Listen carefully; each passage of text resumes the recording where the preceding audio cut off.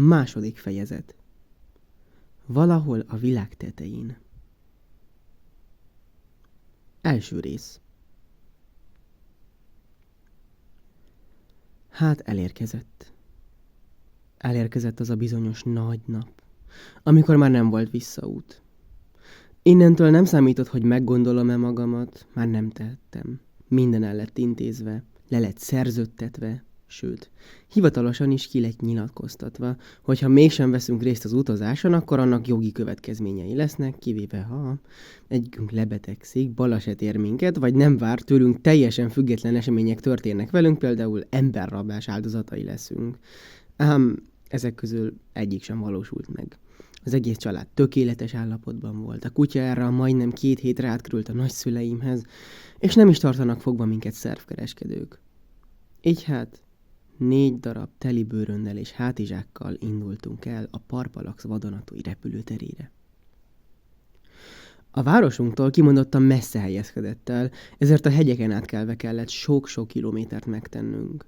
Ahogy lehúztuk az ablakokat a kocsiban, hirtelen elfogott az utazás mámora, és elfelejtettem az összes bennem kavargó kínzó gondolatot. Imádtam ezt az érzést.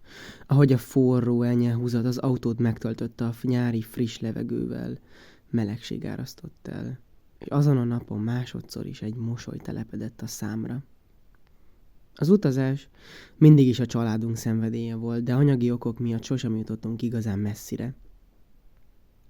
Kanyargós szerpenténeken haladtunk végig, és ámulatba ejtő kilátást árult elénk.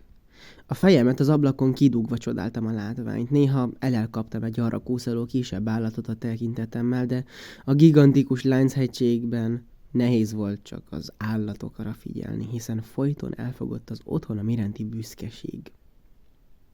Ez a föld a miénk. Hogy miért a miénk, azt pontosan senki sem tudta.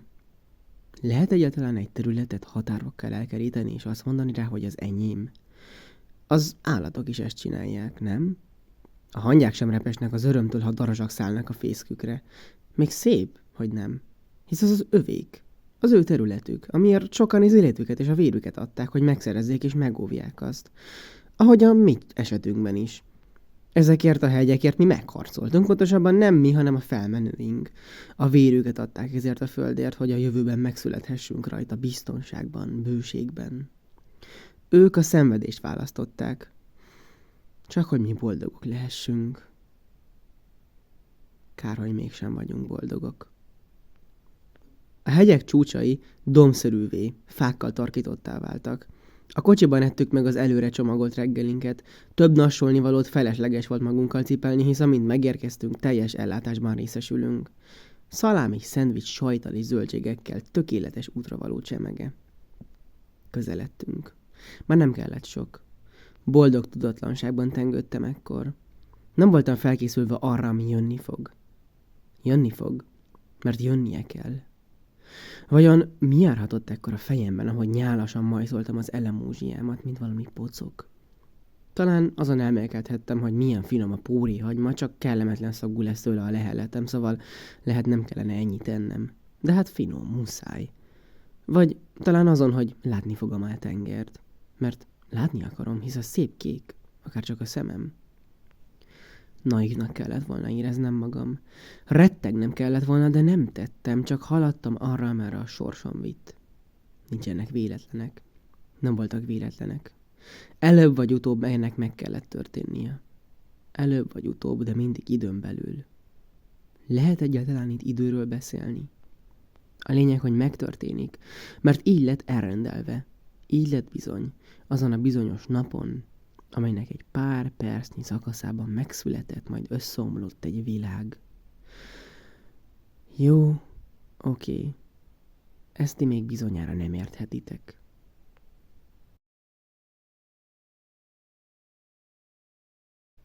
Órák múlva már síkságon hajtottunk végig az autópályán, amikor megpillantottuk a reptér hatalmas épületét, amely kupolaszerűen terült el a leszállópálya mellett. Letértünk az autópályáról, és ráhajtottunk arra az útra, amelynek az aszfaltján egy repülőgép szimbólum állt, alatta egy bíztató felirattal 200 méter. Lassítottunk. És bár csiga tempóban, de elértük a parkoló térséget. Az óriási volt, és meglepően üres. Úgy látszik, a cég komolyan gondolta, hogy mi leszünk az első vendégek. A kupolás épület bejárata előtti elkerített részen már állt pár autó, és apukám is oda parkolt le. Kiszálltunk, megmozgattuk a lábainkat, majd apa csillogó lelkesedéssel nyitotta fel a csomagtartót. Egy halomnyi cuccunk van, szóval nektek is cipegednetek kell, gyerekek, szólalt meg dübörgő hangján. Anya közben rémülettől átidatott arckifejezéssel merett maga elé, mert ezelőtt még soha nem utazott repülőgépen, és túlságosan sok katasztrófa filmet nézett. Ne aggódj, szívem, suttogta a fülébe apa, majd gyengéden megpuszilta az arcát. Anya erre cinikus tekintetével azt üzente, hogy köszönöm, most, hogy mondod, már nem is aggódok. Bizonytalanul ballagtunk volna az épület bejárata felé, ha az arra vezető füves útszakasz nincs egy vörös szalaggal lezárva. Nem mi érkeztünk elsőnek, már gyülekezett pár ember a szalag előtt, és lelkesen várták a személyzetet. Kínosan nagy csend uralkodott, mintha alig hittek volna a szemüknek, a szerencsés nyertesek pedig az utazás messzi országokban már nem számított akkora felvágásnak, mint pár 10 évvel ezelőtt. Akkor mégis mi okok van erre a nagy hallgatagságra, ha nem az izgalom? A túlbuzgó büszkeségérzet a tehetséges gyermekeik iránt. Na talán maga a tény, hogy ezúttal az utazás ingyenes. Ahogy körbevizslattam rajtuk a szemem, néhányuknak látszólag igazán nem számított a pénz, amelyet egy ilyen útra költöttek volna. Volt, ahol az egész család esti ruhában áldogált, mint akik irányt élveztettek egy bárra menet. És az a smaragdgyűrű annak a kislánynak a kezén. Nem lehetett 9 éves sem, de már úgy kopogott a lába alatt a díszes magas sarkó, mint valami aprócska királyné cipellő. És persze ott álltak a teljes ellentéteik, ahol az apuka sörhasához olyan szorosan tapadt a szakadt ting, hogy néhány gomb szinte el is pattant rajta. Az elhízott nagyfiúk fehér pólójára az előző este feltehetőleg a szalonna zsírt csöpögtették. A fiú barátjának meg, akit magával hívott, esetleg a testvére, hiányzott néhány foga. És ami megmaradt, az fogkefét még nem látott, az egyszer biztos. Viszont aki a legjobban a szememet szúrta, az egy srác volt az emberektől távol, egy árnyékos területen, egyes egyedül. Egy kőépületnek támaszkodott, miközben, nos, úgy nézett ki, mintha dühös lenne, és csak ott állt keresztbefont karokkal. Tekintetünk összeért, és szúrósan nézett vissza rám. Mire én úgy tettem, mintha nem is őt méregetném, hanem a földet. Ez a kísérlet nem sikerült jól, továbbra is engem szuggerált. Miért ennyire rémisztő alak? Nem lehet sokkal idősebb nála, mégis a szemei, mintha a lelkemben turkálnának. Ha a sötétség ember lenne... És vajon hol vannak a hozzátartozói? Egyedül jött. Az egyáltalán lehetséges. Nem éppen úgy nézett ki, mint akinek vannak szerettei. Ha voltak is, azokat a saját kezével gyilkolta meg, majd idejött egyet nyaralni. Sötét volt. Szó szerint. Mindene fekete. Ám nem úgy, mint egy emósnak, vagy mint egy kemény motoros csávónak, inkább, mint aki biológiájánál fogva bele akart olvadni az árnyékba, akár egy denevér az éjszakában. Egyedül bőrének a színe akadályozta meg ebben, amely fehérre festette a testfelületét, mint valami északi vikingnek. Ha a fény lehetne fekete, akkor ő ragyogott. Nem gyengeségből, vagy emberektől való félelemből volt sötét, hanem mert ő így akarta. Ő hozzá bizony ne szóljon senki. Nem mondja meg senki, hogy mit tegyen, mert tesz, amit csak akar, akkor, amikor csak akarja. Egy szintén koromszínű trikót viselt, amely formás karját és vállait látványosan kiemelte. Alatta meg egy egyszerű, fekete, rövid nadrágot. De izomállatnak sem mondtam volna, hiszen nem voltak combvastagságú karja, inkább hasonlított egy atlétára, aki sokat gyakorul. Szemrevaló és fit. Sokan úgy hivatkoznak az ilyenre, hogy az álompasi. Biztosra vettem, hogy ő nyerte meg a túlélő versenyt. És persze az arca. Az a jellegzetes arc. Annyira ismerős, de mégis túlságosan távoli. Dús, szénfekete haja oldalasan eltakarta a fél szemét, de a kilátszó másik amolyan tudom, hogy mikor fogsz meghalni, sugallatot közvetített felém. Talán egyetlen szépség hibája a busás, sűrű szemöldöke volt. Megunta, hogy bámészkodok, ezért fejét meglendítve, haját hátradobva változtatott arckifejezésén. Most mindkét szemet tökéletesen rám szegeződött, és szája őrült vigyorrá húzódott. Fogai szabályosan és fehéren csillogtak, mint aki minden reggel hípúval löblöget. Oda akartam menni hozzá, mert valami késztetett rá. Talán pont az őrületének csalogató éneke, vagy a félistenszerű kinézetének mágneses vonzalma, de túl ijesztőnek és határozottnak bizonyult, ezért inkább maradtam a családommal. Mire újra oda néztem, a srác már nem ácsorgott ott. Köddé vált. Közben apu legugolta a húgom elé, majd bizalmasan szólt hozzá. Claire, egy valamit ígérj meg. Nem mászkálsz el, és ha valami baj van, akkor egyből szólsz nekem, oké? Oké, válaszolta a kislány kissé feszülten, mert már számtalanszor elmondták ezt neki. És ez rád is vonatkozik, nézett rám szigorúan apa. Ne aggódjon, uram, a gyermekeit semmi baj nem fogja érni, alátámaszthatom, szólalt meg mosolyogva egy öltönyös, alacsony, kövéridős bácsika a szalag mögül. Az előbb még nem volt itt. Biztosan az épületből bújt elő. Ahogy a fiúról elfeledkezve körbe pillantottam, rá kellett eszvelnem, hogy sokkal nagyobb lett a tömeg, mint az azt megelőző néhány percben. Ennyi ember felfér egyáltalán egy gépre? Gyere, gyere! Mondta az úr felém nyújtva rövid, ám de vastag mutató ujját. Gyorsan, mielőtt meggondolom magam! Anyu egy indulj már pillantást vetett rám, és én gondolkozás nélkül odarohantam. Ahogy közelebb léptem, megbizonyosodtam róla, hogy ki ő. Ő az egész cégnek a tulajdonosa. Az alapító. Nagy megtiszteltetésnek éreztem, hogy pont engem hívott oda magához, de utána rájöttem, hogy igazából ő is ugyanolyan ember, mint én. Gazdag és sikeres, de az nem változtat a lényegen, hogy húsból és vérből áll. Na meg zsírból. Abból leginkább. Ahogy odaléptem elé, kezet rázott velem. Csülökszerű karján a bőr úgy hullámzott, akár az Atlanti-óceán. Mi a neved, fiatalember? Kérdezte. Szájából nyál fröcskölt ki apró cseppekben, a tokája meg a mély hangjába beleremegett. Eltűnődtem, hogy hogyan tud valaki ilyen mennyiségű felesleget felhalmozni a testére, majd mint egy amnéziás, akibe kalapás előtték vissza a tudást, megvilágosodtam. Cukorbeteg. Még pár évvel ezelőtt indított is egy kampányt a hasonló betegségben szenvedőkért, ami manapság csak body positivity-ként ismert. Szerette volna elfogadtatni az olyan emberekkel a testképüket, akik valamilyen rendellenességgel születtek. Na, de persze, mint ahogy szokott lenni, ez is átfordult szélsőségbe. Benjamin Brown, feleltem kínosan szorongva. És hogy szólítsalak? Mosolya úgy sugárzott, mint egy reggeli zoppáhely reklámmal kiszalajtott reklámszereplői. Hamis és teátrális, de mégis a maga módján hihető. Minthogyha csak azt mondta volna, hogy minden a legnagyobb rendben lesz, ha megvásárolja a vadonatúj, legfrissebb, legminőségibb, legroppanósabb műzlinket.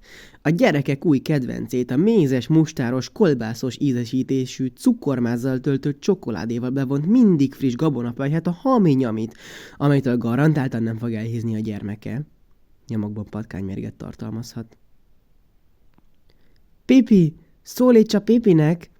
Kiáltotta valaki hangosan a tömegben, majd elnevette magát. Ezek szerint Méri is megérkezett, és nem tűnik úgy, mintha haragudna rám. Pedig lenne rá oka. De talán nem törődik már a történtekkel. A remény sosem hal meg. Ugye? Össze kell szednem magam. Valami oka van rá, hogy ide hívott a cégvezető, szóval nem ronthatom el. Jaj, csak ne valami bonyolult egyenletet kelljen megoldanom, hogy bebizonyítsam, hogy itt minden gyerek tehetséges. A tömeg nem értettem, miről van szó, de nevettek, mint minden jó közönség. Nem engem röhögtek ki, inkább velem nevettek, de ettől függetlenül pont elég kínosnak éreztem a helyzetet ahhoz, hogy arcom színe kipiruljon, mint a rózsa. Főleg, hogy a nevetés azt bizonyította, hogy mindenki engem figyelt. Az a sok szem, te jó ég, és az a sok ember, akik minden egyes szempárhoz tartoznak. Nem, ezek nem szemek és nem emberek. Ezek csak krumplik. Igen, még szép, hogy azok mi mások lennének. Milyen emberek? Nincsenek itt emberek.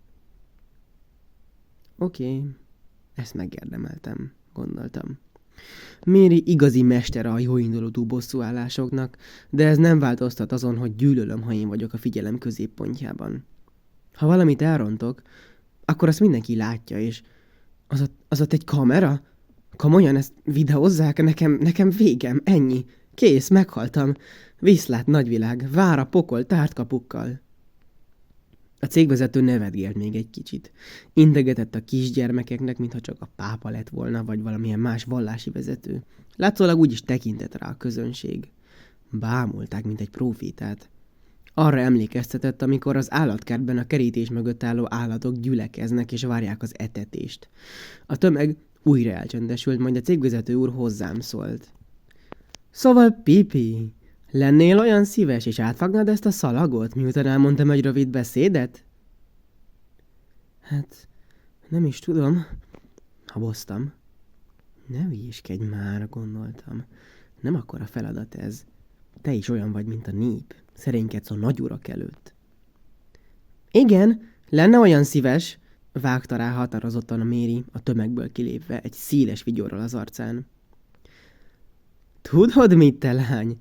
Tetszel te nekem, mondta nevetve a pufók igazgató. Gyere, vágjátok el ketten! Örömmel, rohant oda Mary mellém. Elégedetnek tűnt. Ekkor egy igazi császárnő volt felsőbbrendűségi komplexussal. A vállamba ütköztette az öklét, majd megborzolta a hajam, ezzel is jelezve. Nem beszéltünk azóta, de tőlem nem menekülsz. Az úr a kezünkben nyomott egy túlméretezett tollót, amelynek az egyik végét én fogtam, a másikat meg Mary. Ki ez a fiú? Az öcséd? Mary egy hatalmasat felröhögött újra, majd a szemembe nézett. Elkaptam a tekintetemet, és továbbra is szégyeltem magam, mert bizony volt miért. Igen, valami olyasmi, válaszolta.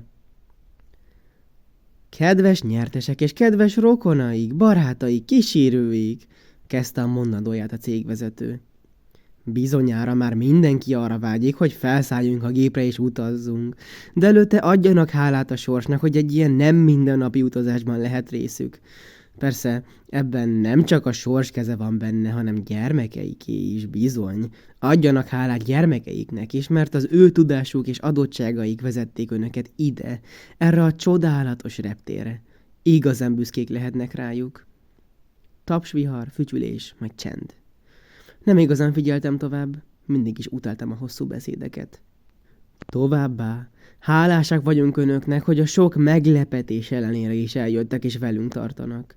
Igazán reméljük, hogy az utazásunk után mindenki maximálisan elégedett lesz cégünk szolgáltatásaival. Köszönjük, hogy a Parpalaxot választották, csak is önökért létezünk, és most kérem a két gyermeket, hogy nyissák meg hivatalosan a repülőteret. Elvágtuk a piros szalagot. Abban a pillanatban valaki egy tűzjátékot gyújtott meg, amit hangos durranás kísért. Az emberek megtapsoltak. Megtapsoltak minket, a nappali tűzjátékot, az úr monológiát, de legfőképp azt, hogy végre valahára indulhatnak már befele. A reptérépületből 5 légiutas kísérő vonult ki pezsgővel és poharakkal a kezükben, minden felületet végig kínálva. Az emberek csevegtek egymással, a nép felbuzdult, kiderült az ég is, majd a cégvezető újra megszólalt. Tudom, hogy nagy az öröm, de kérem, még egy pillanatra csendesedjenek el. Hogy semmi csalás ne fordulhasson elő, a bejáratnál minden családot le fogunk ellenőrizni, majd kérjük önöket, hogy egy kicsit távolabb, de ellátó távolságon belül várakozzanak a tömörülés elkerülése érdekében. Ezek után egy kis körbevezetésben fognak részesülni. Köszönöm a figyelmet. Visszakecmeregtem a családomhoz. A húgom egy öleléssel fogadott. Anyuban feloldódni látszott a repülés miatti feszültség. Elsőként haladtunk át a szürke betonúton, és léptünk be az egyetlen működő forgósajtón. Közvetlenül utána jött a podgyászátvizsgálás, majd kérték, hogy a szüleim mutassák fel az e-mailt, amit küldtek. A mellékletben kapott QR kódot beszkennelték egy pisztolyszerű készülékkel, bólogattak, majd tovább engedtek be az üres épületbe, ami a maga 5 emeletével kimondottan magasnak számított. Úgy festett, mint egy pláza, ahol a boltok mind zárva vannak, a kirakatban meg levegőt árulnak. Az embertömeg egy pontban lassan felgyűlt. Ezért célszerűnek láttuk, ha mi is csatlakozunk hozzájuk. Mindenki azt bámulta, hogy mások felmutatják az irataikat, mintha annyira érdekes és különleges látvány lenne. Egy ideig rendben ment minden, ám hirtelen megláttam őt. A fiú, aki az előbb ott állt az árnyékban az emberektől messze, teljesen egyedül jött be az ellenőrző pontra, könnyedén, magabiztosan. Ha nem állítják le, egyszerűen csak besétál és elvegyül. De leállították. Érezni lehetett a közeledő botrány szagát a levegőben. Vagány kis fickó, lépett oda mellém Miri. Bár tényleg vagánynak számított, hogy teljesen egyedül jött egy ilyen utazásra, de Miri inkább a kinézetére értette. Ajkát összeszorította, és mint akit elvarázsoltak, úgy szuggerálta a tekintetével. Nem most akar bepasizni, bögtem oda neki, gúnyosan, de ő csak tovább bámulta, túlságosan is feltűnően. Ne szólj bele a szerelmi életembe, vetette oda nekem, még gúnyosabban. Kínos csend következett. Az emberek elhallgattak. A nyelvén érezte mindenki azt a kellemes ízt, amely akkor jelentkezik, amikor szappanoperát nézünk a tévében. Perpatvar, cirkusz, dráma. Pár pillanatig a srác csak csendben állt a 2 ellenőrző ember előtt, akik a hozzátartozóit fürkészték a tömegben, ám végül az egyik ember megszólalt. Hol van a családod? Semmi válasz. Egyedül vagy? Ugye tudod, hogy egyedül nem engedünk felszállni, ha nyertél, ha nem? Szintén semmi. Láttam, ahogy a cégvezető odasúg valamit a mellett álló egyenruhásnak, aki abban a pillanatban nesztelenül berohant az ajtón. Rajta belépni tilos. Kölyök, nem tudom, mi a célod, de ezzel nem fogsz semmire jutni. Menj innen, feltartod a sort. Találj magadnak valami ülőhelyet, majd foglalkozunk veled mindenki más után. Indulj már, na, aztán csak semmi trükk, értve vagyok? Úgy vonult el egy távoli padra, mint egy igazi színész. Közönségét megbűvölve pusztán a látványával, a karizmájával, meg a magabiztos tekintetével. Semmi érzelem. Csupán üresség és határozottság. Beteg lenne talán? Nem. Az biztos nem. Nem beteg, hanem annyira egészséges, hogy mellette mi számítunk betegnek. Mégis kicsoda ő? Ki a jó fene ő? Az éjjel sötétség magányos lovasa? Egy olyan növény, amely gyűlöli a fényt? Esetleg mindegyik egyszerre? Beszélnem kell vele. Meg kell szólítanom. De miért érzem ezt? Mintha egy láthatatlan erő felé húzna. Egy űrbeli fekete lyuk, amely belülről teljesen ismeretlen. Ha egyszer oda bekerülök, onnan nincs kiút. Magába szív, és nem tudhatom, hogy mi vár ott rám, hisz annyira sötét. Mégis olyan vonzó az a sötétség. Valami új, felfedezetlen, érintetlen dolog rejtőzik ott. De ki merne oda merészkedni a hatalmasság színe elé? Ki merné egyáltalán megközelíteni? Ki lenne az a bátor, erős férfi, aki minden kockázat, minden rossz előrejelzés ellenére a férfias, nyers erejével és a benne lévő orgánként tomboró tesztoszteronnal képes lenne akár a kislábúját is betenni ebbe a sűrű, fekete aurába? Nincs az a férfi, aki... És ekkor valaki mégis bemerészkedett. Sőt, nem merészkedett, hanem egyenesen fejest ugrott ebbe a fekete lyukba. Talán a naivitásának következtében nem látta a veszélyeket, de talán pontosan látta. Talán mindvégig tisztában volt vele, de mégis megtette, hiszen ő mert kockáztatni. Ez a bátor, hősies leányzó meglépte azt, amit senki más nem tett volna rajta kívül, csak ő. Ennek a lánynak bizony van valami célja. Különben nem lehetne ennyire magabiztos. Félnie kellene, rettegnie, de ő csak tündököl. Rikkító rózsaszín, csillámos ruhája még a feketéségből is csillagként ragyog. Testalkata nem egy szupermodell, van rajta némi felesleg, de mintha ő így lenne tökéletes. Így lenne az, akinek igazán lennie kell. Arca smink nélkül is olyan, mint a messzelt fal. Vannak egyáltalán pórusai, hisz olyan sima.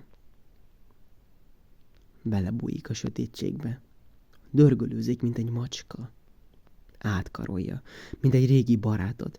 Közben a szája úgy pörög, akár egy darálógép. Darál, meg nem áll. Néha tágasabbra nyílik, és hangos nevetés tör fel rajta, de akkor is mozog, mintha a levegő az orrán keresztül áramlana folyamatosan kifogyhatatlan tüdejébe. Ajkai és haja szintén rózsaszín, ám ő akár így is születhetett volna. Annyira természetes, semmi festéknyom, semmi rúzsfolt. A lányzó beszélt, dumált, karjait kinyújtotta, és dicsekedve mutogatta azt a valamit, ami benne volt. Feltehetőleg legújabb telefonján készítette a szelfiket ezzel a sötét vademberrel.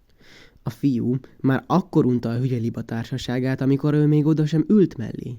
Már akkor forgatta egyetlen fekete hajlepel által el nem takart barna szemét, amikor közeledni látta. A lány mondhatni, letapiszta őt. De nem azért, mert ennyire megtetszett neki a fiú. A lány csak csintalankodni akart.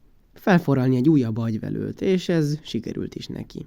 A srác megpróbálta lecibálni magáról, de a kezei túl erősnek bizonyultak. A szorításuk akár valami vaskesztyű. Ezek a rakoncátlan kezek bekandikáltak a fiú mögé, majd a fiú alá, aki, amikor azt megérezte, felugrott, arcája kivörösödött, és az első érzelmek kirajzolódtak az arcán. Pofája vöröslött. Füstöt eresztett, és a mögötte rejlő fekete lyuk elhalványult. Mit képzel ez? Gondolta. Hülye ez talán ez a liba? Másra fend a fogad, te féleszült lyuk. A lány boldogan elballagott. Piroskának érezte magát. Ugrándozott, járt-kelt az erdőben. Szinte felrepült a talajról, járása könnyed, körülötte a fény és a dicsőség szikrái pattogtak. Hátrafordult, és egy jókora csókot dobott a fiúnak, aki tátott szájjal bámult vissza rá. Ez nem normális. A lány, mintha mi sem történt volna, beférkőzött a tömeg közé, akik hozzám hasonlóan próbáltak értelmet teremteni a látottaknak az elfolyósodott agyukkal. Ismerték egymást? Testvérek lennének? Nem, biztosan nem.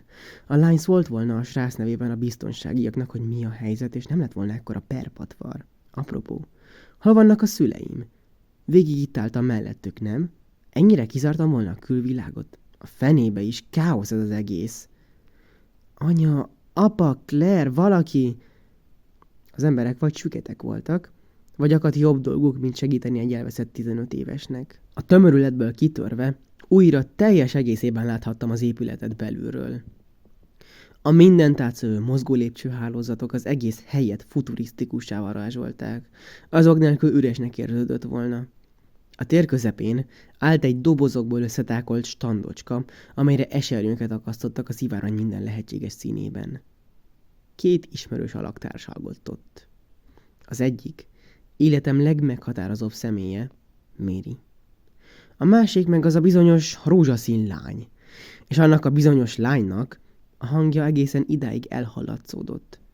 Úgy sivított, mint a kinti szél, csak annál még 3 oktával magasabban. Ezúttal egészen normálisnak tűnt, ha a feltűnő, pörgő, forgó, mindenféle aranyos kisállatokat imitáló mozdulataitól eltekintünk. Kis cica. Olyan, mint egy kis cica. Egy rózsaszín, őrült kis cica. Marynek is feltűnő a vörös haja, de emellett a lány mellett még az sem tűnik fel, ha éppen embert ölnek. Pár mély lélegzetvétellel sikerült magam meggyőzni, hogy nem árt, ha csatlakozom hozzájuk. Így is lett. Bizonytalanul lépdeltem feléjük, amikor is a lány 10 méter távolságból úgy üvölteni kezdett, mintha 1 kilométerre lennénk egymásról egy porszívókkal teli térségben. Szia! Ordította, majd Amazon módjára szaladt felém. Megtorpant. Cipője talpan nagyot nyikordult, és az alapszociális távolságot megtörve hajolt az arcomba. Éreztem a bőre melegét az orromhegyén. Közben megbizonyosodtam arról, hogy tényleg nincsenek spórusai, és nem hord sminket. Szája valóban rózsaszín árnyalatú, haja viszont festett, a laposzkájáig ér, és valahol a hullámos és a göndör között is skálán helyezkedik el. Sűrű, vastag szálakból épül fel, és valami olyan szintű precizitással van beállítva ez a jellegzetes formája, hogy reggel 1,5-2 órát minimum eltölthetett a tükör előtt. Jaj, most mit mondjak? Annyira közel van, mukkani sem bírok. Engem méregetett. Mérőeszközéül meg annyi apró ujja szolgált. Megtapogatta a karomat, felemelte és hümmögött párat, miközben én zavartan néztem Mérire. Méri egy várándítással közölte velem, hogy nem tudom, mit csinál, de nem aggódj, nem harap. A lány, akár egy orvos, aki leszűri a diagnózist, megszólalt. Igen, úgy látom, te vagy a kis Benji? Állapította meg. Betippelted, és szerencséd volt. Nem, tévedsz. Nem tippeltem be semmit, Benji. Akkor gondolom, Méri mondta. Nem vagy varázsló, szóval néztem rá döbbenten. Nem igazán tudtam, hogy milyen frappáns választ adjak. Dehogy! Az ő nevét is tudtam már, mielőtt ide ráncigáltam. Eláruljam a titkom? Kérdezte súnyi arccal. Hiénához illő titokzatos vigyort eresztettel. Rajta, mondd csak. Meghalok a kíváncsiságtól, hogy ki vagy, amióta a srác társaságában láttalak, biztatta Méri. Erre a lány hangosan felkacagott. Tuti be fogtok rám rágni, nyúlt bele a zsebébe, és kiemelt 2 fekete tárgyat belőle. Mert elloptam a tárcátokat, nevetett tovább, majd folytatta. De komolyan, lehetnétek figyelmesebbek is. Rengeteg manapság a zsebtolvaj, akik nem lesznek olyan aranyosak, mint én. A 2 tenyerét pofozacskóihoz ragasztotta. Egyik lábát hátrafele a magasba lendítette, és a ránk kacsintott. Pont olyan, mint egy kisállat. Egy végtelenül aranyos kisállat. De egyben visszataszító is. Jaj, annyira szörnyen sajnálom, még be sem mutatkoztam. Látszólag zavarban volt. 2 kezét maga előtt rázogatta, mintha integetne. Mentegetőzött, bár oka nem volt rá. Lili a nevem, de csak nyugodtan találjatok ki valami hipsi-szupsi becenevet. Lehetnék például, nem is tudom, a Miraculum-bogár hogy hangzik? Szerintem igen, a Miraculum-bogár egész jó, de túl hosszú. Hátat fordított nekünk, és töprengett. Majd a csendet megtörve újra megszólaltam. Szerintem erre nincs szükség. Mi lenne, ha csak... Megvan! Csodabogár, vagyis nem, inkább csodibogi. Igen, ez tökéletes. Hát jó, de mi lenne, ha csak a neveden szólítanánk? Harmadjára nekivágva sikerült feltennem a kérdést.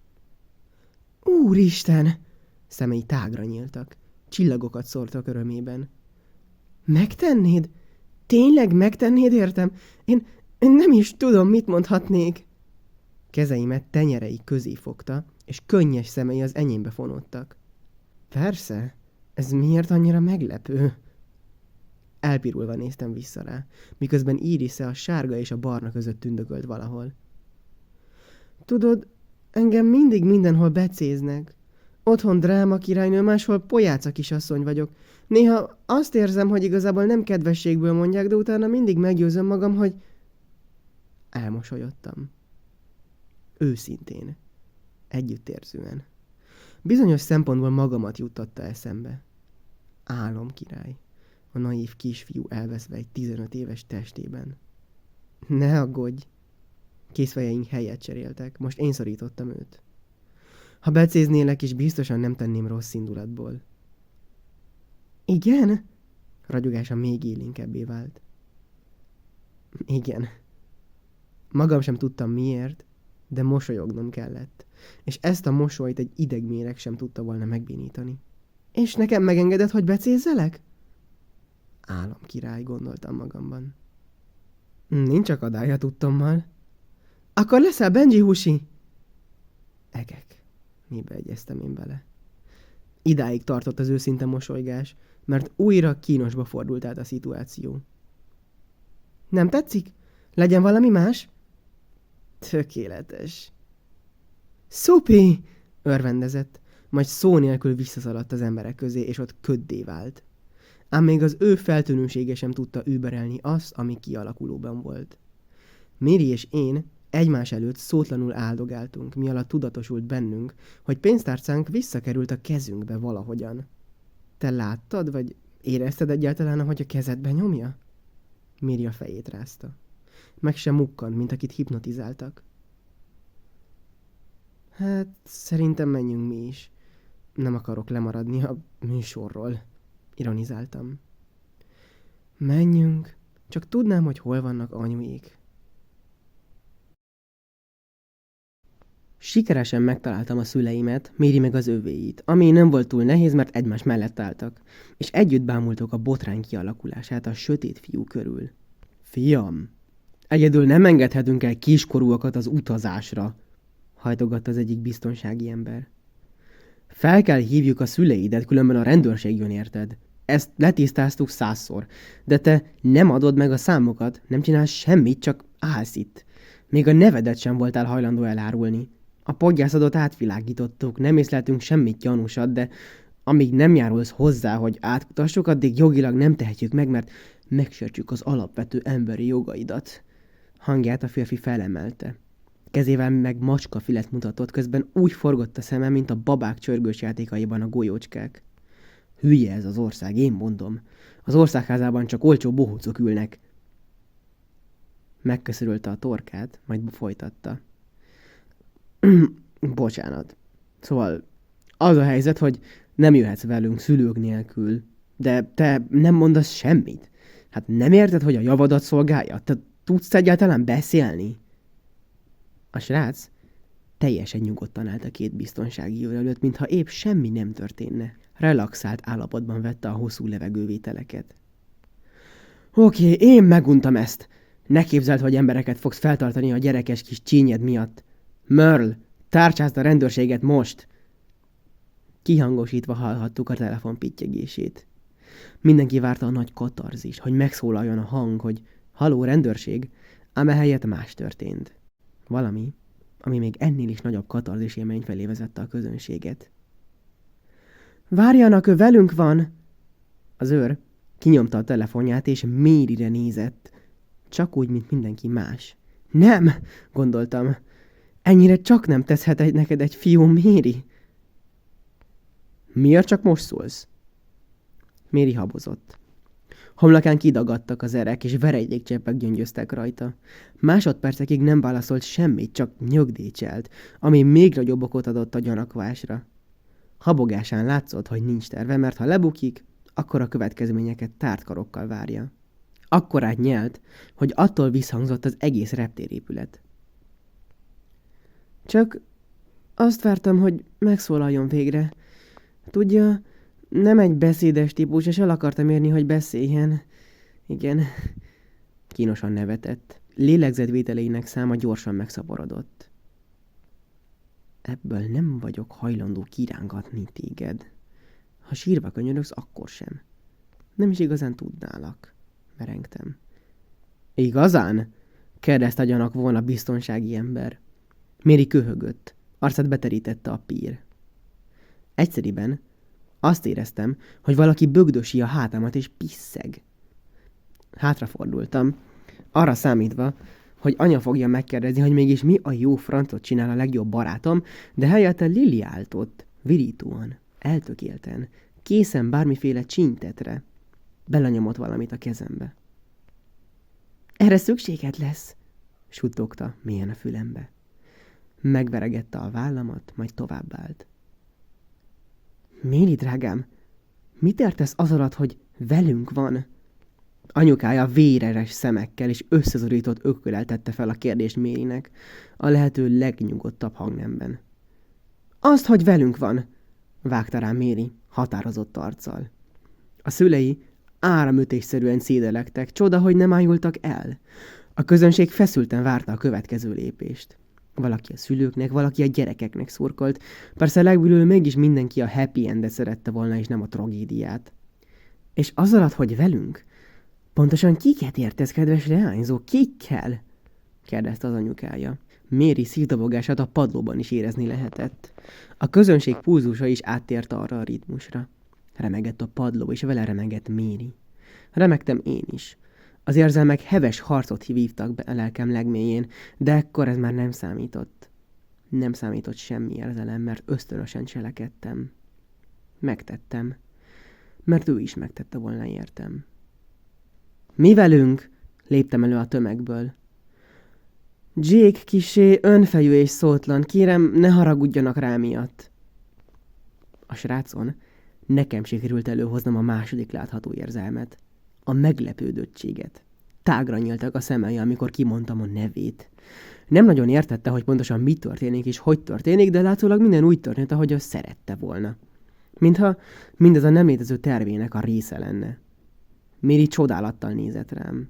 Pillangók repdestek a feje körül, és látszódott, hogy legszívesebben odarohanna hozzám és ölelgetne egész nap. A harmadik érzelem a srácban a megvilágosodás volt. Nem annyira látványos, mint az előző kettő, ám mégis egyértelmű. A szeme az ő tulajdon pénztárcájára kandikált, amely békésen csücsült az ujjaim között. Lily adta a kezembe az előbb, és nyilván belekukkantottam. Amint megláttam benne a fiú, vagy Jake személyi igazolványát, azonnal tudtam, hogy mit kell tennem. A feszültség csökkenni kezdett, ám még így is 1000 sebből vérzett a történet. Pillanatnyilag kikerültünk a kutyaszorítóból, de a biztonsági ember okosabbnak mutatkozott, mint ahogy egy 15 éves képzelte volna. Ha veletek van, akkor fiú, mutatott Jake-re. Mi az ő nevük? Lebuktunk. Tartott, ameddig tartott. Viszlát, kegyetlen világ. A lány neve, szólalt meg Jake végre valahára, Mary Amana, és a fiúé meg Benjamin Brown. Oké. Most akkor pontosan mi a fene történt? Arcomat mindkét oldalról erőteljes pofon érte. A váratlanság és a sok úgy keveredett a két pofon elegyeként, hogy agyam együgyű rendszere keservesen zakatolni kezdett, ám még úgy sem tudtam eldönteni, hogy merre van a jobbra és merre a balra. Mary szintén, ám az ő szemében a két érzelem mellett megcsillant a remény is. Gyertek akkor ide, szólalt meg a Merle nevű második ember. Átnézzük az irataitokat bizonyításképpen. Oda ballagtunk hozzá zavartan. Jake újra fölöltötte magára az érzelemmentesség borítóját, és bújtatva átvette tőlem a pénztárcáját.